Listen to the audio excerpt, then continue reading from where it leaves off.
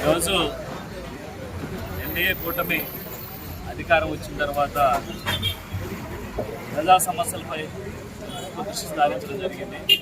అలాగే 5 సంవత్సరాలు కనీసం రోడ్డు మీద కానీ అలాగే గ్రామాల్లో కానీ తక్కడ పట్టుకొని వేయలేని పరిస్థితిలో వైసీపీ ప్రభుత్వం ఉంది.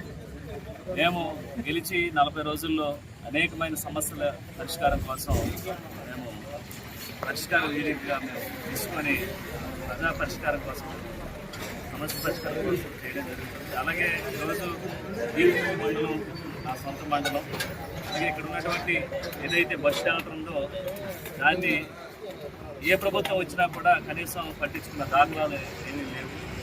ఇమీడియట్లీగా ఇక్కడ బస్ షెల్టర్ ఏర్పాటు చేయాలని మాకు అనేకమైన ఫిర్యాదులు రావడం జరిగింది. ఇక్కడ ప్రజలు ఇబ్బంది పడుతున్నారు. అలాగే ఇక్కడ తెలంగాణ రాష్ట్రం కూడా దగ్గర, ఇక్కడ బస్సు కూడా ఆపట్లేదనేసి అనేక కంప్లైంట్లు రావడం జరిగింది. దానిపై ఈరోజు మేము ఎన్డీఏ కూటమి తరఫున మా సొంత నిధులతో ఈరోజు ఇక్కడ బస్ షెల్టర్ ఏర్పాటు చేయాలి. తప్పకుండా దీన్ని 2-3 రోజుల్లో బస్ షెల్టర్ కట్టించి ప్రజలకు కూడా అందుబాటులో ఉండే విధంగా మంచిగా ఉండే విధంగా ఈ బస్ షెల్టర్ నిర్మిస్తాం. ఇక్కడ ఎక్స్ప్రెస్ కూడా ఆగట్లేదని సమస్యలు తెలపడం జరిగింది. వెంటనే మేనేజర్ గారితో మాట్లాడి ఎక్స్ప్రెస్ కూడా ఆగే విధంగా మేము మేనేజర్ గారితో మాట్లాడడం జరిగింది. అలాగే ఉన్నటువంటి ఏదైతే మా మండలాన్ని అభివృద్ధి చేసే విధంగా స్వతంత్రం వచ్చిన తర్వాత మొట్టమొదటిసారిగా ఎమ్మెల్యే గెలిచారు కాబట్టి ప్రజలు మాపై ఉన్నటువంటి నమ్మకాన్ని తప్పకుండా నెరవేర్చే విధంగా ఏదైతే సమస్య విధంగా వెళ్తున్నాం.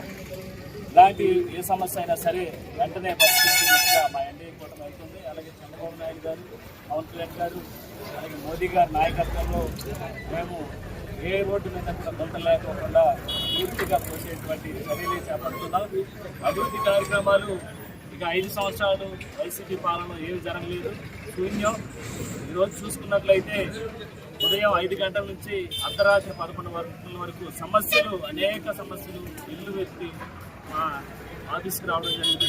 దాన్ని వెంటనే ఆ సమస్యలు పరిష్కరించారు. కేవలం ఫోన్తో కూడా చేయలేని ఫోన్ లాంటి ఎన్నో సమస్యలు పరిష్కరించడం జరిగింది.